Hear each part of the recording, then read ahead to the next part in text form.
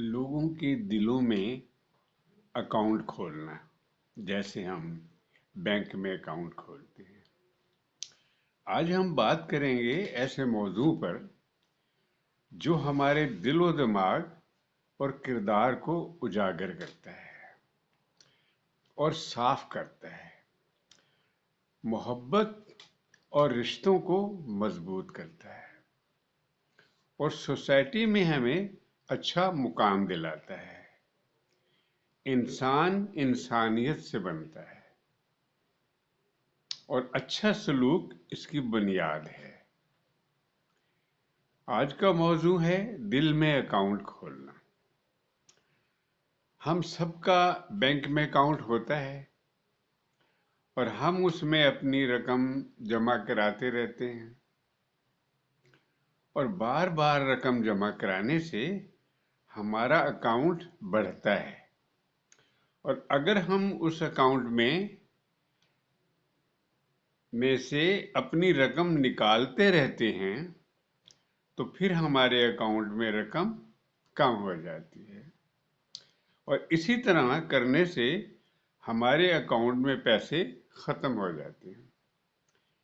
इसी तरह से हम लोगों के दिल में अकाउंट खोल सकते हैं और फिर कभी ज्यादा और कभी कभी रकम और फिर कभी ज्यादा और कभी कम रकम जमा कराते रहते हैं और इस तरह दिल का अकाउंट हैवी हो जाता है और हमारी कद्र कीमत दूसरों के दिलों में बढ़ने लगती है, जो हमारे दिलो दिमाग के लिए ऑक्सीजन का काम करती है।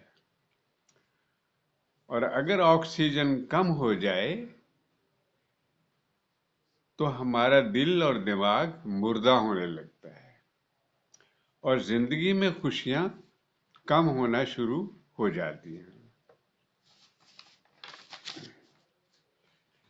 हम अपने आप को अकेला अकेला ख्याल करते हैं, बस सब कुछ अपने लिए ही करते रहते हैं, कभी दूसरों की तकालीफ या जरूरतों को कोई अहमियत नहीं देते। मैं समझता हूं ये कोई जिंदगी नहीं, जिंदगी जिंदा दिली का नाम है। मुर्दा दिल क्या खाक जिया करते हैं। हम लोगों के दिल में किस तरह जगह बनाएं कि ऐसा बड़ा काम करें कि लोग हैरान हो जाएं और हमारी बल्ले बल्ले हो जाए। जी नहीं, अपने आप को ऐसी मुश्किल में ना डालें जिसमें आप सिर्फ उसी प्रोजेक्ट के लिए सोचते रहें और मंसूबे बनाते रहें और जिन जरूरतमंदों को कुछ देना चाहिए उनका वक्त इसी तरह गुजरता रहे और आप अपनी एडवर्टाइज के चक्कर में कुछ भी हासिल न कर सकें। आप अपने पड़ोस में देखें, मोहल्ले में देखें और रिश्तेदारों की तरफ नजर दौड़ाएं और बहुत सी लोगों की जरूरतें नजर आ जाएंगी।